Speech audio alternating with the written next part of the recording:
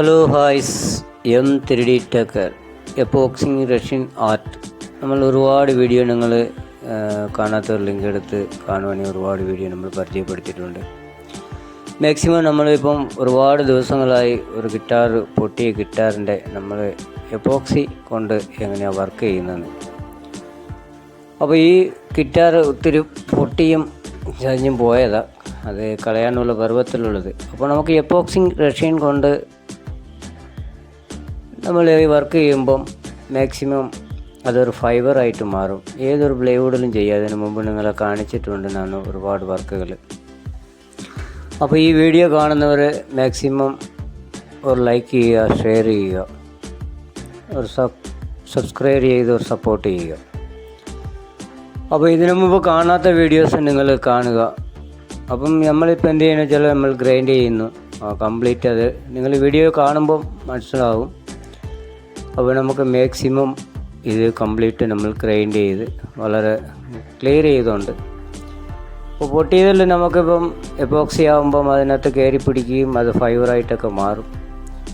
അപ്പോൾ നമുക്കിത് നെക്സ്റ്റ് വീഡിയോയിലും ബാക്കി ബാലൻസ് ഇരിക്കും. ഒറ്റ വീഡിയോയിൽ നമ്മൾ ചെയ്യുന്നില്ല. അപ്പം നമ്മൾ എപ്പോക്സിയിൽ കളർ ആഡ് ചെയ്താലും ബാക്കി നമുക്ക് ഓരോ 24 ആകുമ്പോൾ ചെറിയ വർക്ക് പോകത്തുള്ളൂ. ഒരുപാട് നമ്മളിപ്പോൾ ഷോർട്ട് വീഡിയോയിൽ ഒത്തിരി നമ്മൾ ഷോർട്ട് വീഡിയോ ഇടുന്നുണ്ട്. ഒരുപാട് പേർ കാണുന്നവർ നിങ്ങളൊരു സബ്സ്ക്രൈബ് ചെയ്യുക, ലൈക്ക് ചെയ്യുക, ഷെയർ ചെയ്ത് കൊടുക്കുക. അപ്പോൾ ഒരുപാട് ദിവസങ്ങളായി നമ്മൾ വീഡിയോസ് ഒത്തിരി ചെയ്യുന്നുണ്ട്. ഇതുപോലത്തെ മേക്കിംഗ് വീഡിയോ ഞാൻ പലപ്പോഴും പറയുന്നുണ്ട്, ശ്രദ്ധിക്കപ്പെടുന്നില്ല.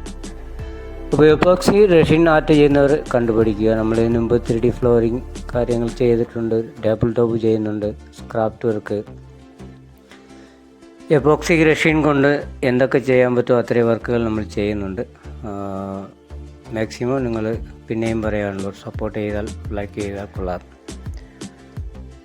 പിന്നെ നമ്മളിത് കംപ്ലീറ്റ് ചെയ്തു. അതിന് വേണ്ട പ്രൈമർ, എപ്പോക്സി പ്രൈമർ എടുത്ത് നമ്മൾ ആഡ് ചെയ്യുന്നുണ്ട്. അത് നല്ലപോലെ പൊട്ടിയ സ്ഥലങ്ങളിലൊക്കെ ലീക്കേജ് ആകാതെ കംപ്ലീറ്റ് ഒരുപാട് പേര് എപ്പോക്സി റഷ്യൻ വർക്ക് ചെയ്യുന്നുണ്ട്. പക്ഷേ കംപ്ലീറ്റ് നിങ്ങൾ വുഡിൽ ചെയ്യുമ്പം, വുഡിലോ സിമെൻറ്റിലോ ഇതുപോലത്തെ ചെയ്യുമ്പോൾ നിങ്ങൾ തീർച്ചയായിട്ടും പ്രൈമർ ഉപയോഗിച്ച് വർക്ക് ചെയ്യുക.